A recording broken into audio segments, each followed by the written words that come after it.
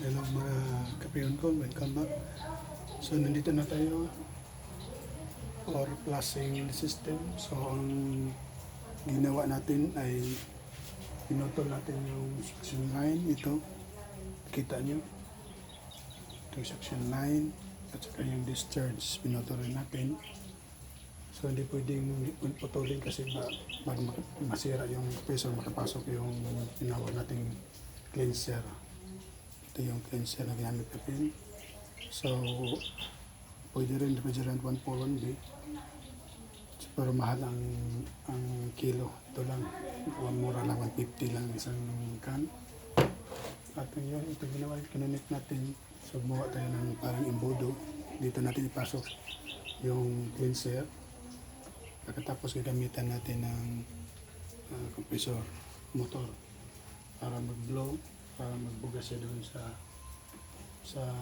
dito labas dito sa capillary tube. Ito yung out sa galing sa suction pipe papuntang evaporator. Ito lalabas, so dito lalabas. So yung purpose ng flushing kasi tanggalin yung oil, kasi sa tagalan ng refrigerator yung oil natin makapasok kasi kasama yun sa pag-andar ng refrigerant at saka yung oil, kaya masok doon sa evaporator. Pagkatapos nito, kunin ko doon, tatanggalin ko to, yung access valve ilagay dito sa discharge line. So i-flushing rin natin isa-isa. So mga kabayan, umpisahan na natin para ma-start natin. So kailangan ka rin ng, kung wala tayong face mask, ito lang.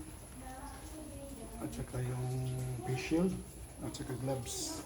Kasi chemical to, kailangan safety tayo sa mata, sa ilong natin, para iwas na maano tayo, ma-irritate, yung ating yung katawan natin para maiwasan. So, ito na mga kapayon.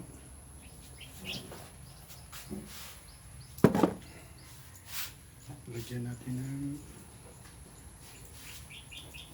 cleanser.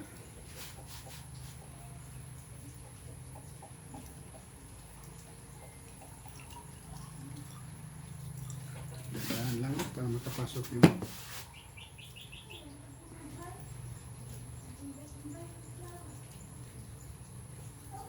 so yan, papasok na yan yung cleanser natin doon. Lagyan pa natin puti. Dandahan lang. So ngayon, masusunod natin, andarin natin yung motor compressor. So ito yung magbubomba. So sa loob.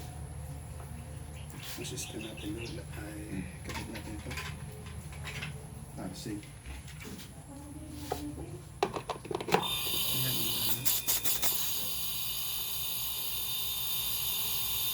ito yung natin yung dulo.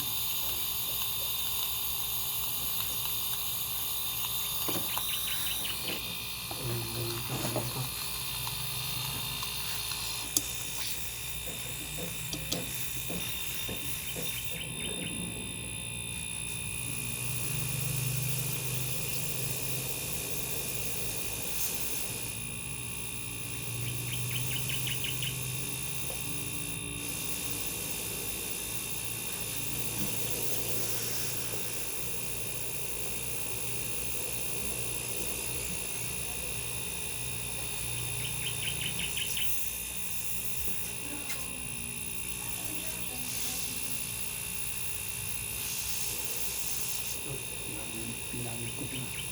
Ito yung patuloy. Balik na lang.